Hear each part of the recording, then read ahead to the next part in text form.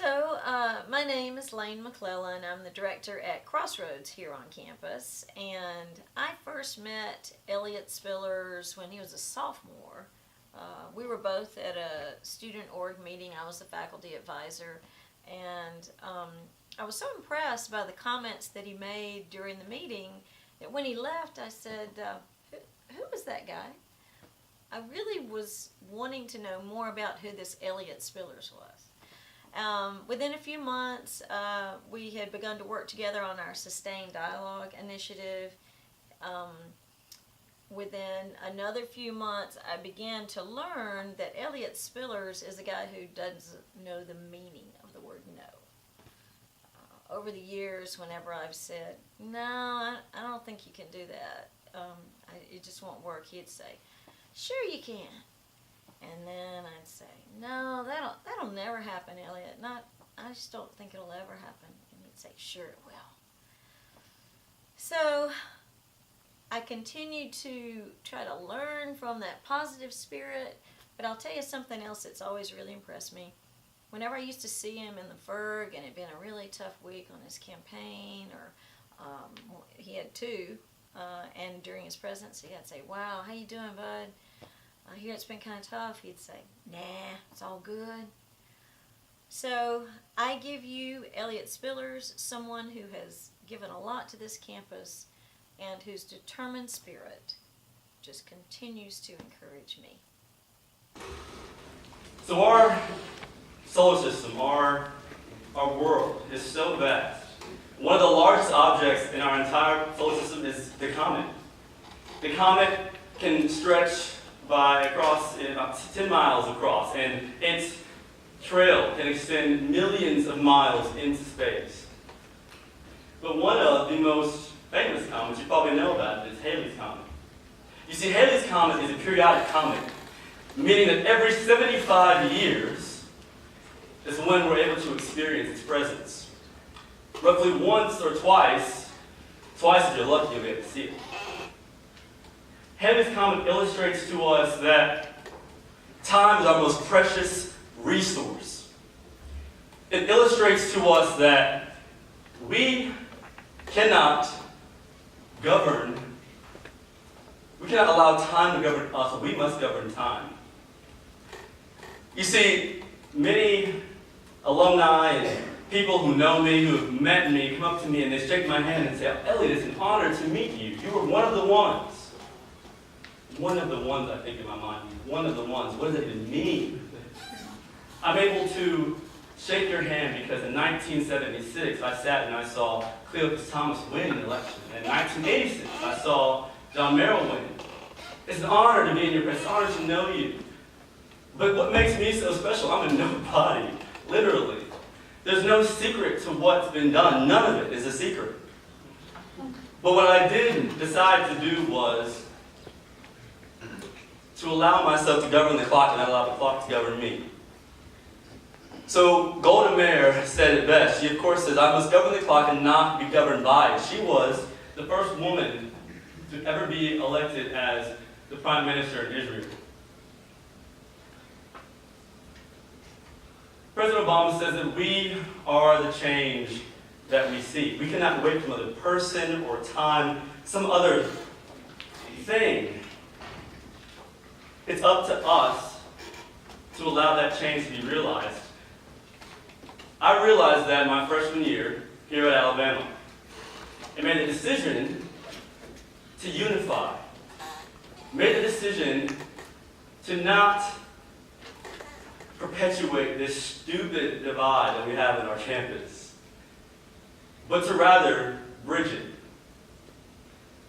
You know, too often we try and look at the divide in our campus and perpetuate it by feeding into these myths, these rumors. But what's so important is that we, through our entire time here at Alabama, learn to maximize our effectiveness as a leader. Unity is great, but it'd be good if we had our national politicians do the exact same thing. I think sometimes we forget that we're actually in college.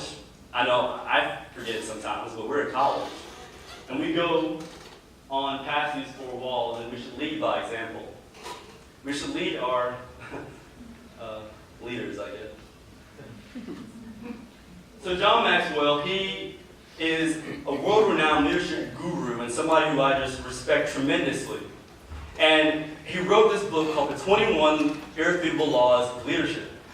In the book, he outlines these tools, these principles that every leader must have. They must have in their pocket to make them successful, to realize their full potential.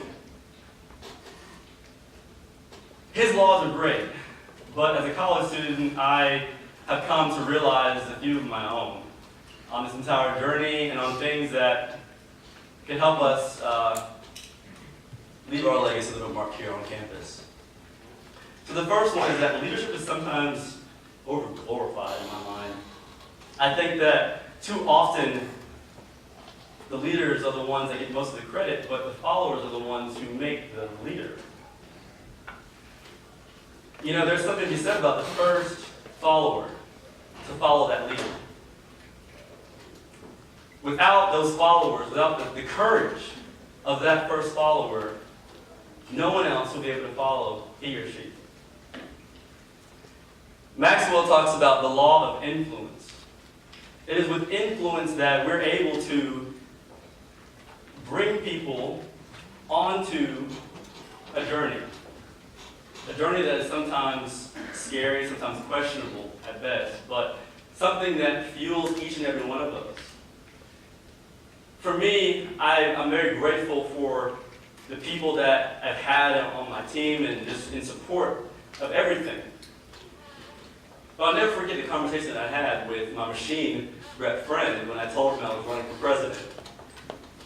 You know, that first conversation was almost scary in many ways. I mean, this person is probably going to shy away from the opportunity to support me, but no.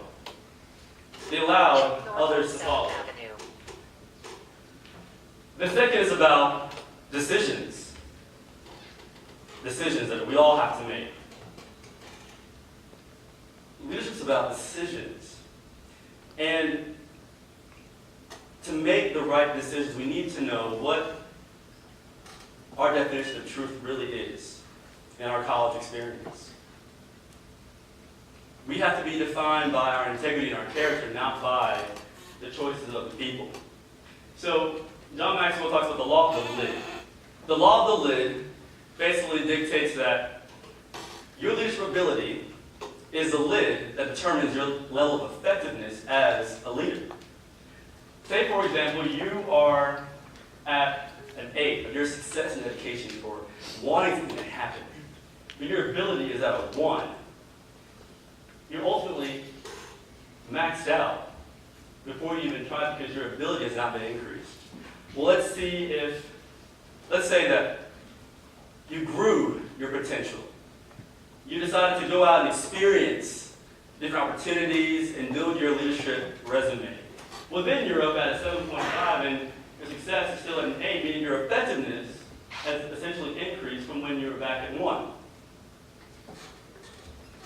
For me, in my time here at Alabama, there was so much that I wanted to accomplish and get done, but my ability was literally at a 1 because I did not know what students even wanted, they needed. And so instead of focusing on the SGA, which is not the end-all, be-all, I mean, honestly, I don't blame people for not wanting to get involved in SGA. I don't.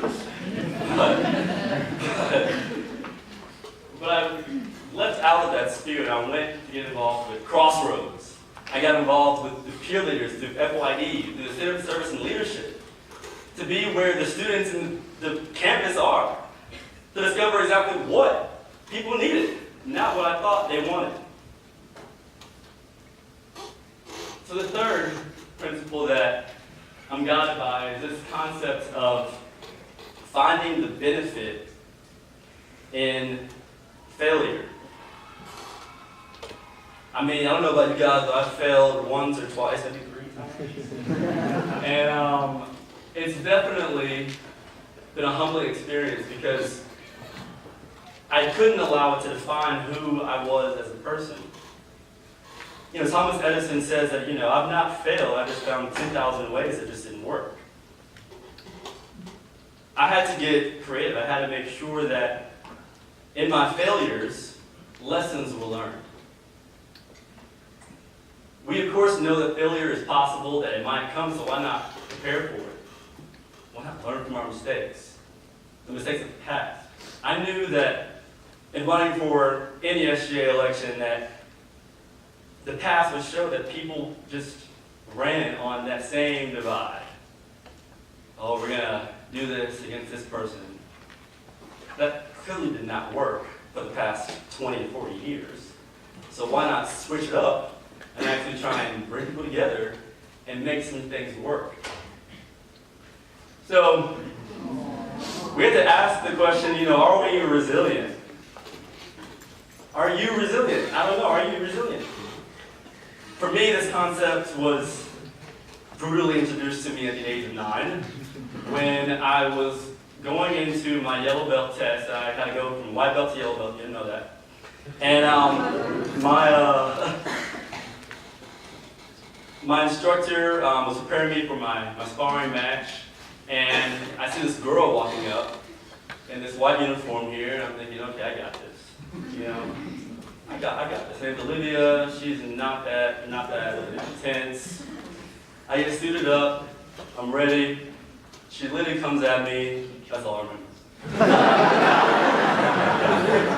And I wake up like 45 minutes later. And I have blood covered all over my uniform. And I'm like, oh, what happened? And literally Lydia's sitting there inside roundhouse to the face and walking.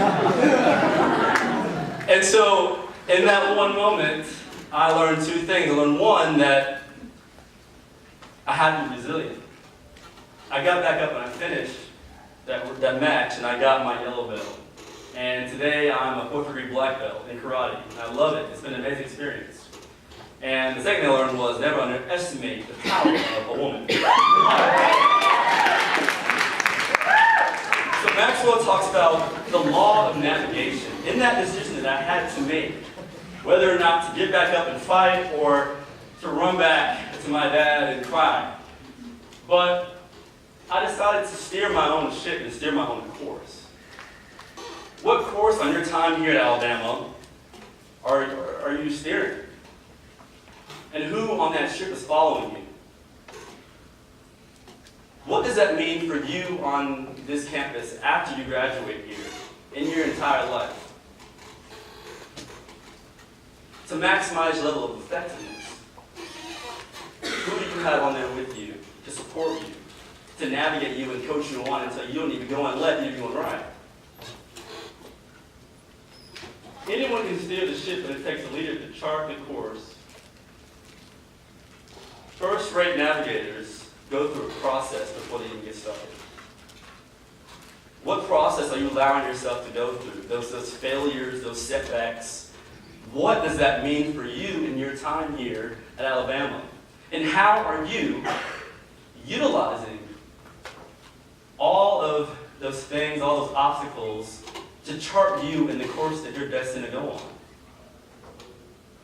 It's about the process, not the destination.